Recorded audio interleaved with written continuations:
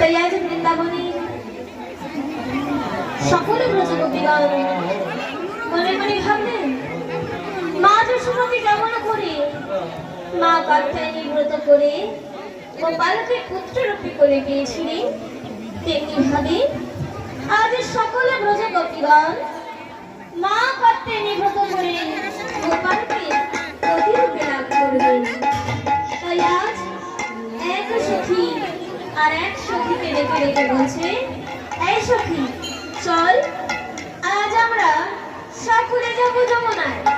ওই যমুনায় গিয়ে স্নান সেরে শুদ্ধ বস্ত্র করে বরণ ডালা সাজায় হয়ে তবেই মায়ের ব্রত করবো।